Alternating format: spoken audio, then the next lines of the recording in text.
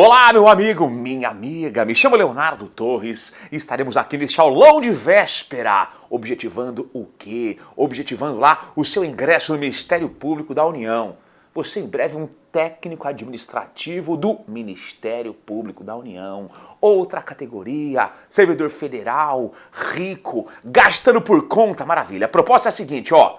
Nestas aulas, duas aulas, aulão de véspera, iremos relembrar de forma bem dinâmica os pontos principais que constam lá em nosso conteúdo editalício, lógico, e também iremos resolver algumas questões da banca CESP para que possamos verificar a vida como ela é, sem filtros. Beleza? Conte comigo, eu conto com você, o seu sucesso é o meu sucesso. Sou advogado, milito na área do direito público, há mais de uma década e meia o tempo passa. E também há mais de uma década leciono o direito administrativo e a ética profissional. Para você que se prepara para um concurso público e também para os coleguinhas que se preparam para o temido exame de ordem. Legal? E para que não pegamos a tradição de vibrarmos sempre na positividade, venham comigo, frase do dia. Não, professor, por favor, não essas frases clichês. Não, você quer a frase sim, eu tenho o poder do botão. Vamos lá, gente, poder do botão, cadê a frase do dia? Cadê você, filha? Aqui, gente, ó, vamos lá, frase do dia, foi, vamos lá, vai, filha, foi. Seja positivo, a vida retribui.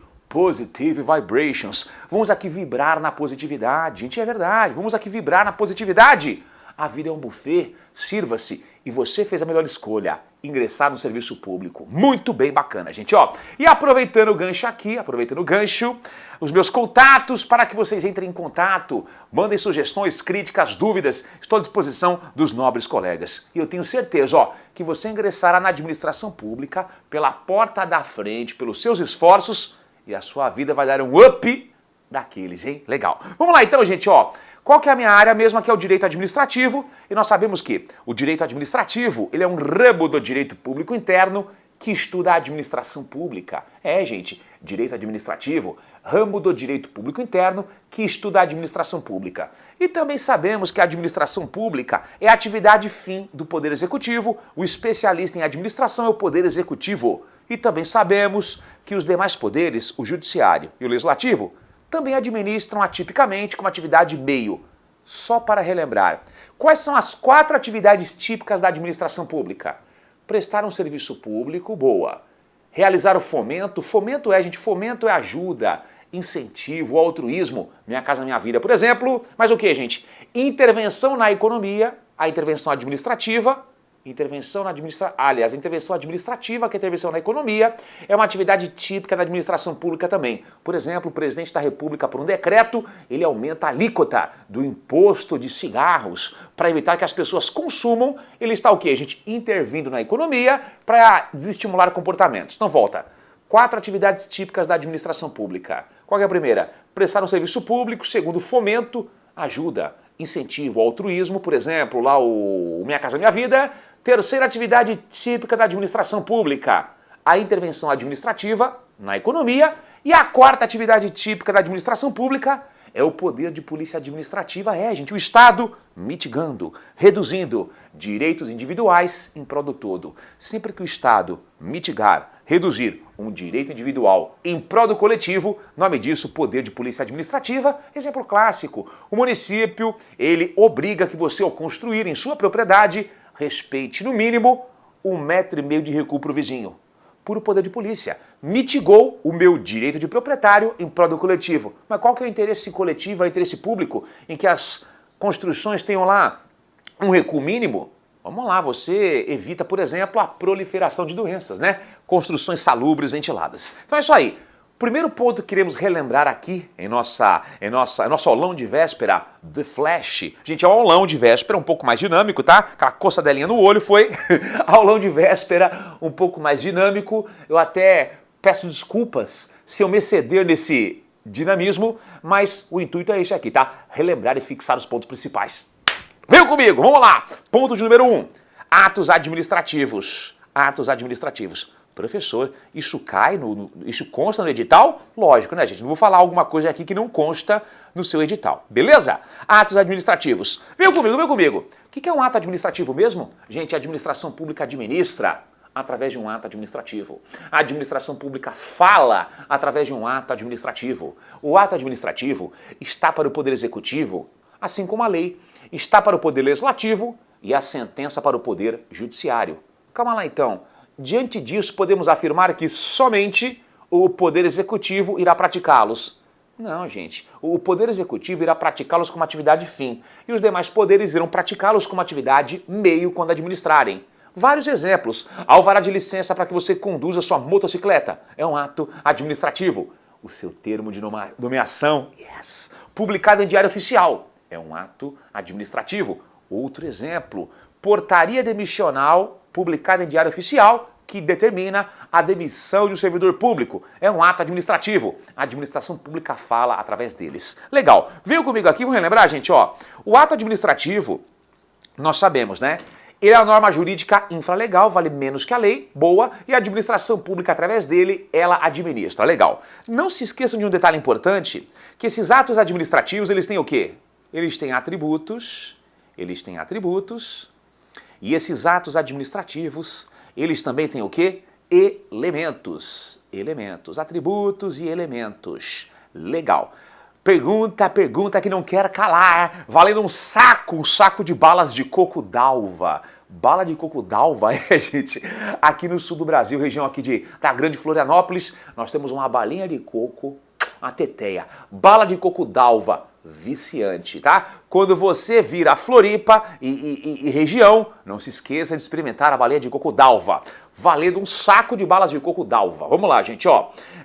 Quando eu falo assim, as características de um ato administrativo, características do ato que irão diferenciá-los de atos jurídicos praticados por particulares. Atributo ou elemento? Boa. Atributos são características que irão diferenciá-los de atos jurídicos praticados por particulares. Boa. E os elementos são o quê, gente? São os requisitos que formam um ato administrativo. Então, espera um pouquinho. Atributo é característica. Previsão doutrinária, nem todos os atos têm todos eles. Show de bola. Elementos são os requisitos. Previsão legal, todos os atos têm todos eles. Por exemplo, aqui, gente, só um exemplo, tá? Sem esgotar aqui as possibilidades. Por exemplo, nós temos a famosa lei 9784 de 99, que é a famosa lei do PAF, que rege o processo administrativo federal. Ela vai tratar com muito cuidado aqui dos elementos do ato administrativo. Professor, eu quero macete para facilitar a vida. Gente, o macete é legal, tá? Só que não se limitem a eles. Até um certo ponto eles ajudam. Por exemplo, aqui, ó, a expressão tiepa. Eu não falei tieta, não. A Beth Faria lá em Mangue Seco, no auge. Não, gente, não. Eu falei a tiepa. A expressão tiepa é o macete que sintetiza os atributos e a expressão MC-off. Eu não falei MC Loma e as gêmeas lacração, não. MC-off, ó. Sintetiza aqui os elementos do ato. Boa, vamos lá. Vamos relembrar aqui, gente, ó. Qual que é a primeira característica de um ato administrativo? O primeiro atributo é a tipicidade.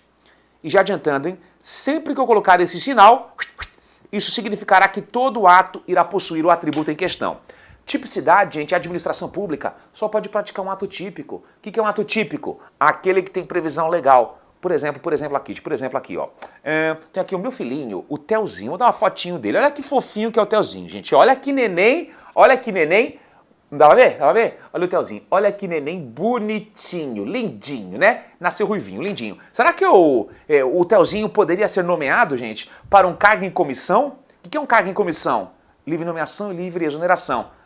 Assessor Kids. Não, gente, por quê? É um ato atípico. Não há previsão legal. Qual que é a idade mínima? A idade mínima para que alguém seja nomeado para um cargo público, qual que é a regra? No mínimo lá, 18 anos. Então, para cada ato que a administração pública pratica, ela só pratica por quê? A figura típica desse ato prevista em lei. Ok? Boa. Outro exemplo, ó. Suspensão de um servidor federal por 1 ano. É um ato atípico, gente. Qual que é o prazo máximo que a lei admite? 90 dias. Yes. Vamos lá.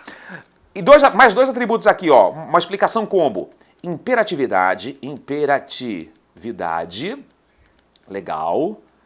E o atributo da exigibilidade. Exigibilidade, mesma coisa que coercibilidade. Gente, tem já adiantando, ó, x. O que isso quer dizer? Que nem sempre o ato irá possuir tais atributos. Imperatividade é fácil. É aquele atributo que decorre do poder extroverso, com x, poder extroverso do Estado. Imperatividade é o atributo do ato, que nem todo ato tem, que decorre do poder extroverso do Estado. E aí, o que é o poder extroverso? É o poder que o Estado tem de constituí-lo, você particular, em obrigações. É o poder que o Estado tem de impor condutas a você. Imperatividade. Recicle o lixo. Conduta comissiva, faça. Não construa além de 3 andares. Imperatividade, conduta omissiva. Só que nem todo ato é imperativo. Nem sempre a administração pública irá impor condutas. Exemplo, cara. Exemplo, gente. Lá aqueles atos negociais. O que é um ato negocial? É um ato administrativo em que a administração pública atende uma solicitação sua. Você solicitou um alvará de licença para que você instale na esquina lá uma franquia da Cacau Show. Legal. A administração expede o alvará, é um ato negocial, não houve imperatividade porque ela atendeu um pedido seu, não impôs nada. Legal. E do que, gente? Exigibilidade, tá? A exigibilidade, ela complementa a imperatividade. Porque a imperatividade impõe a conduta. Faça ou não faça. A exigibilidade exige o cumprimento da conduta sob pena de sanção, sob pena de punição. Calma lá então. Se recadastre até o dia 30. Boa. Imperatividade, conduta comissiva, faça. Se não se recadastrar, terá o benefício cassado. É a famosa exigibilidade ou coercibilidade. Exige o cumprimento da conduta imposta sob pena de sanção. Show de bola. Viu comigo aqui, gente? P do quê? Presunção de legitimidade. Presunção de legitimidade. Presunção, 3 pontinhos de legitimidade, Todo ato presume-se legítimo. Até que se prove o contrário, acredita-se que o ato é legítimo. Até que se prove o contrário, acredita-se que o ato praticado pela administração pública é verdadeiro e legal. E todo ato presume-se legítimo, presunção relativa. Caberá prova em contrário. Em latim, juris tantum. Juris tantum relativa. Boa, porque caberá prova em contrário. E a do que, gente? Autoexecutoriedade, vou abreviar. Autoexecutoriedade, eu abrevio. X por quê, gente? Nem todo ato será autoexecutável. Quer dizer o quê? Que a administração pública, em regra, ela mesma irá colocar os atos em execução. Em regra, a administração pública ela não precisa de autorização, gente, do Poder Judiciário, tá? Em regra, é a própria administração pública que executa o ato. Ela não necessita de autorização do Poder Judiciário. Então, por exemplo, é a própria administração pública, gente, que demite o servidor público faltoso. É a própria administração pública que apreende mercadorias vencidas. Só que tem exceções que a administração pública só atua se o Poder Judiciário autoriza. Por exemplo, a administração pública multa o comerciante. Ele não paga espontaneamente. Como que ela cobra uma multa? Tem que propor uma ação judicial, tá? Então nem todo ato é autoexecutável. Quais são os atributos que você sempre encontrará em todo ato administrativo? Sempre. Presunção e tipicidade, os demais nem sempre. Vamos relembrar, gente, quais são os elementos que formam um ato administrativo? M do quê? Motivo. De motivo é o porquê do ato. A administração, por que você suspendeu aquela servidora? Por quê? Ela praticava mercancia aqui na repartição pública. Vendia trufa, vendia lingerie, vendia bolo de pote. Poxa, vendia lá, o que ela vendia mais? Cosméticos da Rinodê. Ela vinha com a camiseta com a seguinte frase: quer emagrecer? Me pergunte como. Ela vendia Herbalife na repartição pública. Vendia rifa. Ela foi suspensa, é um motivo. Não confundam motivo com motivação. Motivo com motivação, por quê? A motivação é quando você põe para fora os motivos. A motivação é quando você externaliza os motivos. Professor, como que eu faço para motivar um ato? Narra o fundamento de fato e o fundamento de direito. E só um toque batuta, um toque maroto. Vejam lá, gente, no artigo 50 da lei do PAF, por quê? Nós teremos lá 8 situações onde a motivação ela é obrigatória. Legal, veio comigo. Ser o quê, gente? Competência. O que é competência? Autorização legal para a prática do ato. Autorização legal para a prática do ato. Só para relembrar, a competência é irrenunciável. Exercício obrigatório. A competência ela é imprescritível. Por mais que você não exerça, não perderá a competência. Ela não prescreve, legal. A competência é improrrogável. É improrrogável. O incompetente ao praticar o ato não se torna competente. Em regra é delegável e em regra é avocável. Muito bem. Vamos lá, gente, ó de objeto. O objeto é a mesma coisa que conteúdo. Objeto ou conteúdo. Gente. Por exemplo, a demissão, objeto, demitir. Suspensão, objeto, suspender. Tem que ser objeto lícito, certo, possível e moral. Boa. Vamos lá, gente, mais uma. Finalidade. Finalidade é a mesma coisa que resultado. Finalidade é a mesma coisa que resultado. Coleguinhas, qual que é a única finalidade geral para a prática do ato? Alcançar o interesse público. A única Finalidade geral para a prática de um ato é alcançar o interesse público, o bem comum, show de bola. E o último F, o F de forma. O que é a forma, gente? A forma é a maneira pela qual o ato se manifesta. A forma é a roupinha que veste o ato administrativo. É publicado, não é publicado, é rubricado, enfim, é a lei que define a forma. E não se esqueçam que a forma, ela tem plena conexão com o princípio da segurança jurídica, porque, gente, quando a lei estabelece uma forma para a prática do ato, isso gera o quê? Uma segurança jurídica, a garantia de que não teremos apadrinhamentos, perseguições políticas, não importa quem seja o destinatário, a forma para praticar o ato é a mesma. Outro ponto importante, venham comigo, não se esqueçam também, gente, venham aqui comigo, ó, ponto de número 2, não se esqueçam também, vamos lá, gente, ó, das formas de extinção de um ato administrativo. Formas de extinção de um ato administrativo. Galera, quais são as duas principais? Sem, contudo, aqui esgotá-las. Anulação, legal, e também iremos tratar da revogação. São as únicas? Não, são as principais, tá? E tudo que eu falo, a partir de agora, coleguinhas, decorre aqui da lei do PAF, ó, Lei 9784 de 99, que é a lei que rege o processo administrativo federal. Tudo bem, gente? Legal? Muito bem. Só para relembrar, professor, me diga uma coisa, quando que eu anulo um ato administrativo? Gente, você anula um ato administrativo, quando for um ato administrativo, volta para cá, sai daqui, frase feliz, você anula um ato administrativo, quando for um ato administrativo, o quê? Ilegal. Se for um ato ilegal, ele será anulado. Por quem? Ou pela própria administração pública, ou pelo Poder Judiciário de ofício. Aliás, ou pela própria administração pública de ofício provocada, ou pelo Poder Judiciário desde que provocado. Então, quem que anula o ato ilegal?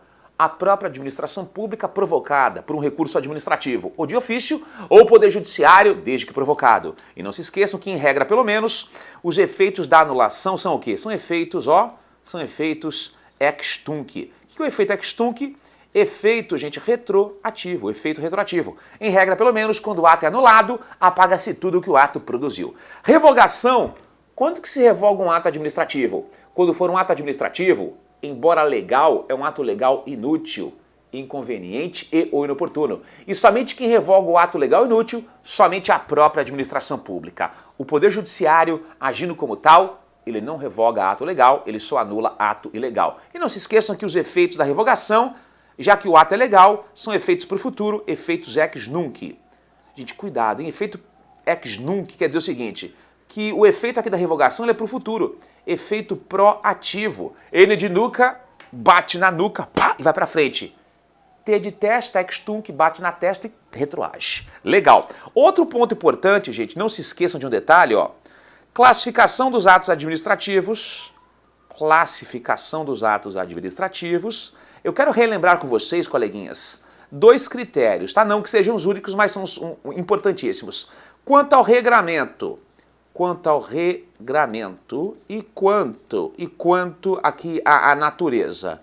Quanto ao regramento e quanto à natureza. Gente, quanto ao regramento, digo, quanto à liberdade que você tem ou não para praticá-los, eles podem ser atos o quê? Eles podem ser atos vinculados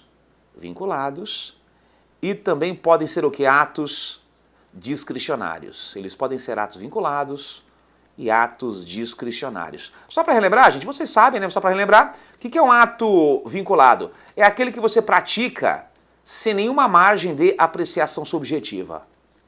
Só tem um caminho, um momento, é a lei que define, sem escolha. Servidor que faltar por mais de 30 dias consecutivos injustificados, a lei fala, praticou o abandono de cargo, tem que ser demitido.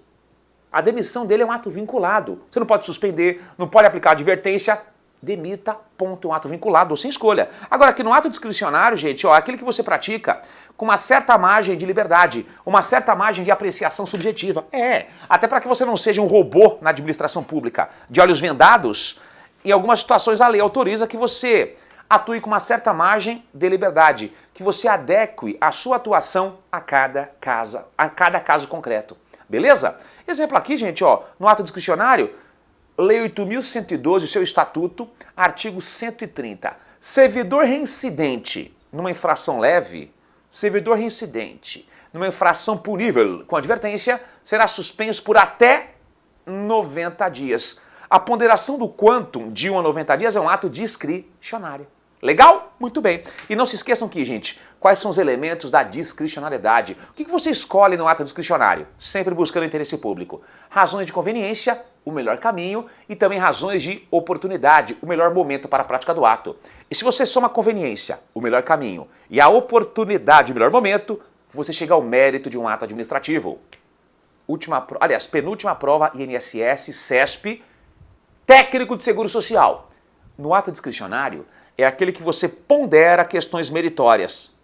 No ato discricionário, é aquele que você pondera questões meritórias. Correto por quê? Você escolhe o mérito, conveniência e ou oportunidade. Só que a banca do mal falou que você pondera questões meritórias, que você lá pode escolher questões de mérito. Mas, professor, por que a banca então traz expressões mais difíceis, rebuscadas? Porque o examinador, ele não transa, ele é do mal, recalcado. Então ele vai trazer o quê? Expressões mais rebuscadas para induzi-los ao erro. Boa! Vamos lá, gente, só para fechar aqui, ó. Ah, e não se esqueçam, hein? Que elementos dos atos serão sempre vinculados? Competência sempre vinculada à lei, finalidade sempre vinculada à lei e forma sempre vinculada à lei. Agora, objeto e motivo, ora discricionários e ora vinculados. Show de bola! Tudo nosso. Venham comigo! Quanto à natureza, nós temos atos simples. O que é um ato simples, teacher? O que é um ato simples, teacher? É aquele ato em que, para aqueles surto-efeitos, basta uma vontade de apenas um órgão público. Nomeação de ministro de Estado. Uma vontade, que órgão? Presidência da República. Ato simples. Boa. O que é um ato? O que é um ato complexo? É aquele que, para aqueles surto-efeitos, são fundamentais o quê, gente? Duas ou mais vontades de dois ou mais órgãos que se fundem num ato só. Duas ou mais vontades de dois ou mais órgãos que se fundem num ato só. Exemplo clássico, parecer conjuntivo. O que é um parecer? É quando a administração pública emite um juízo de valor, uma opinião técnica sobre algo. Tem certas situações que a lei exige que dois ou mais órgãos opinem num ato só. É um parecer conjuntivo, ato complexo. Boa! O que é um ato composto? O ato composto é aquele ato administrativo que, para aqueles surto-efeitos, basta apenas um órgão, uma vontade. Legal. Só que, para que essa vontade seja aplicada, é fundamental que um segundo órgão, ele confirme aquilo. Calma lá, no ato complexo, dois ou mais órgãos, duas ou mais vontades num ato só. Tranquilo. Exemplo, parecer conjuntivo. No ato composto, não. É uma vontade só de um órgão que será complementada, que será ratificada, confirmada por um segundo órgão. Exemplo clássico. A Anatel, Agência Nacional de Telecomunicações, é uma agência reguladora, é uma autarquia especial. Boa. Na esfera federal, no caso aí da Anatel, quem é que indica o dirigente? Presidência da República, uma vontade, só que ele só nomeia o cabra se o Senado ratifica isso. É um ato composto porque uma vontade é a presidência que escolhe o ocupante, uma vontade, e o Senado só sabatina, e se for o caso ele ratifica, é um ato composto. Vamos aproveitar o gancho aqui, gente, ó. Até para que possamos verificar a vida como ela é, sem filtros, vamos aqui resolver algumas questões que eu preparei com muito carinho em relação ao tema atos administrativos. Cadê você? Tá aqui. Cadê você, filha? Não desapareça não. A questãozinha aqui, gente, ó. A vida como ela é, sem filtros. A vida como ela é, sem filtros. Vamos lá? Foi. Olha a questão, hein? Sai daqui. Foi. Os atos administrativos são presumidamente verdadeiros e conformes ao direito, militando em favor deles uma presunção iuris et de iure de legitimidade. Trata-se, assim, de uma presunção absoluta que deflui da... Aliás, vamos ler de novo? Vamos lá. Os atos administrativos são presumidamente verdadeiros e conformes ao direito, militando em favor deles uma presunção iuris et de iure de legitimidade. Legal. Trata-se, assim, de uma presunção absoluta, que não dependerá de lei expressa, mas que deflui da própria natureza do ato administrativo, como ato emanado de agente integrante do Estado. Errado por um detalhe, gente. Para que ficasse correta a questão, era só trocar aqui, ó, o iuris et iure por iuris... Aliás, tira o et de iure e coloca assim, ó, iuris tantum. Iuris tantum. Iuris tantum. E para que ficasse correta por fim, é só riscar aqui, gente, ó, o absoluta por relativa. Absoluta por relativa. Gente, o ato ADM, ele presume-se legítimo, legal. Só que é uma presunção absoluta, caberá provar em contrário. O particular tem plenas condições de tentar provar o contrário, que o agente público mentiu, que é um ato ilegal. O que é a presunção absoluta? É uma presunção, uma quase verdade, que o direito ele não admite para vir contrário. Sendo verdade ou não, será verdade. Exemplo clássico, a lei presume que o servidor público, ao completar 75 anos, está totalmente incapaz para ocupar um cargo efetivo, tanto que ele é aposentado de forma compulsória. Dá para tentar provar? Poxa, tudo bem, eu tenho 74 anos, ano que vem eu completo 75, mas eu sou maratonista. Poxa, eu pratico canoa havaiana, eu pego onda, eu faço pilates, eu treino polidense. Não, eu quero comprovar para você, administração pública, que eu vou render mais uns 15 aninhos, eu quero ficar na administração até os 90. Não dá, porque a lei presume que eu estou incapaz, presunção absoluta que não haverá para vir contrário, que não é o caso aqui, tá? Aqui a presunção é sempre relativa. Outra questão, a licença é definida como ato discricionário, por meio do qual a administração pública consente ao particular o desempenho de certa atividade. Gente, putz, errado por quê? Pensem assim, ó, a licença enquanto ato negocial, que libera condutas privadas, é sempre um ato vinculado. Para que você construa, para que você dirija a sua motoneta, para que você instale na esquina lá uma barbearia retrô, né? Licença lá de localização e funcionamento.